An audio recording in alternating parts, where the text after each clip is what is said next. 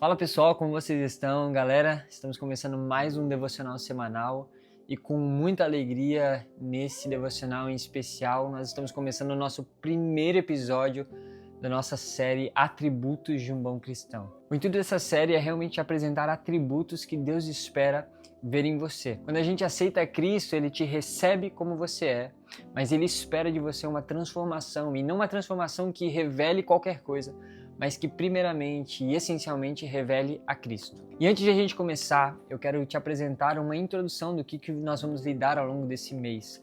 Nós vamos abordar aqui 4 dos principais atributos que Deus espera ver em você.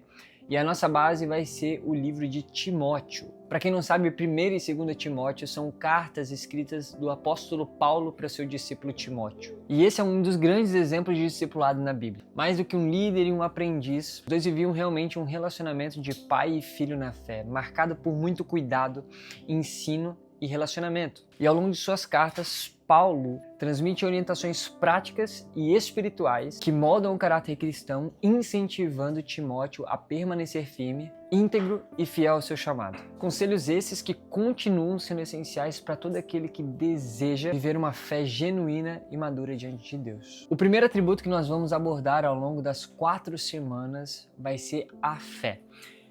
E a primeira instrução nós vamos encontrar em 1 Timóteo, no capítulo 1 e no versículo 18, que diz assim: Timóteo, meu filho, dou-lhe essa instrução segundo as profecias já proferidas a seu respeito, para que, seguindo-as, você combata o bom combate, mantendo a fé e a boa consciência que alguns rejeitaram e por isso naufragaram na fé. Gente, a primeira coisa que eu quero fazer você entender é a respeito da importância da fé de um bom cristão.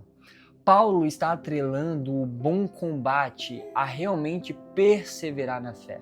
Bom combate nós sabemos que é ser aprovado, que é alcançar aquilo que nós buscamos como cristãos, que é realmente a nossa salvação em Cristo. E Paulo está falando que fé é essencial para que a gente combata esse bom combate. Existem muitas pessoas que decidiram viver uma fé superficial, uma fé rasa, e tornaram da fé um produto, um lifestyle, ou pior, simplesmente uma filosofia de vida. E não é sobre isso que o apóstolo Paulo está falando para o seu discípulo. Não é sobre essa fé, esse nível de fé que Cristo apontou para os seus 12. Eles realmente estão abordando uma fé mais profunda do que isso. E é esse nível de fé que eu quero tentar te apresentar aqui. O nível de fé que Deus espera de mim e de você sobressai acima de qualquer sonho pessoal, desejo, vontade e até mesmo a minha própria vida. Mateus, no capítulo 6, no versículo 33, Jesus vai ser muito claro a respeito do que deve ser a prioridade no nosso coração. Diz assim: busquem, pois, em primeiro lugar o reino de Deus e a sua justiça, e todas essas coisas lhes serão acrescentadas. O que acontece aqui é que muitos trocam a prioridade, colocam Deus em segundo plano e colocam no seu coração, no trono do seu coração, as suas ambições pessoais. E o ensinamento de Jesus vai contra isso. Ele diz: coloque em primeiro lugar as minhas coisas. E perceba que ele não está falando para você esquecer os seus sonhos, os seus projetos, não. Ele ainda ressalta que ele acrescenta, trazendo as melhores coisas para nós. Agora, o que acontece é que nós trocamos essa prioridade. Colocamos os nossos sonhos, ambições, projetos acima de Jesus, acima de Deus. E Jesus, ele não permite que isso fique somente na teoria. Ele traz isso para a prática para que o ensinamento fique muito claro para nós. Mateus 19 vai falar sobre um jovem rico que aborda Jesus e pergunta para ele: Jesus, o que eu devo fazer para alcançar a salvação? Jesus responde de forma clara: cara, você tem que ser uma boa pessoa.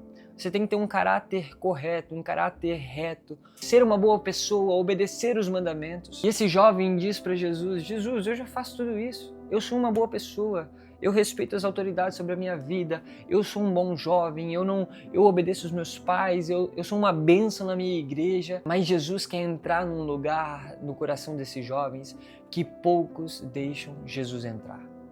Jesus olha para esse jovem rico, diz a Bíblia, e Jesus diz no versículo 21, se você quer ser perfeito, vá, venda os seus bens e dê o dinheiro aos pobres, e você terá um tesouro nos céus. Depois, venha e siga-me. Perceba que nós não estamos falando de dinheiro aqui. No coração desse jovem, o lugar de Jesus foi substituído pelo dinheiro. Mas talvez para você não sejam os bens materiais, as riquezas dessa terra, mas seja um sonho pessoal, mas seja um casamento, uma carreira profissional, ou até mesmo a sua própria vida material. Jovem, aprenda algo. Tudo o que rouba o lugar de Jesus no nosso coração fragiliza a nossa fé. Quando a nossa fé é fragilizada, nós corremos o grande perigo de não combatermos o bom combate. Quando nós não combatermos o bom combate, nós não somos aprovados diante de Deus e nós deixamos de viver a salvação que Cristo nos oferece. O desejo do coração de Deus é que você não tenha uma fé superficial, frágil, que é abandonada diante de qualquer tempestade. O desejo do coração de Deus é que Cristo seja o centro da sua vida, é que Cristo seja a base, o fundamento da sua fé e que ela não seja rejeitada e substituída por nada. A pergunta desse primeiro discipulado que começa hoje, desse tema tão importante para que a gente seja cristãos influentes é: até que ponto você está disponível para fazer a vontade de Deus? Entenda algo. É da vontade de Deus que tenhamos um coração sensível para entender a sua vontade e fé o suficiente para fazê-la. Que esse devocional ministre no seu coração ao longo dessa semana e que você se deixe ser moldado pelo Espírito Santo, buscando uma fé realmente inabalável. Eu abençoo a tua semana no nome de Jesus.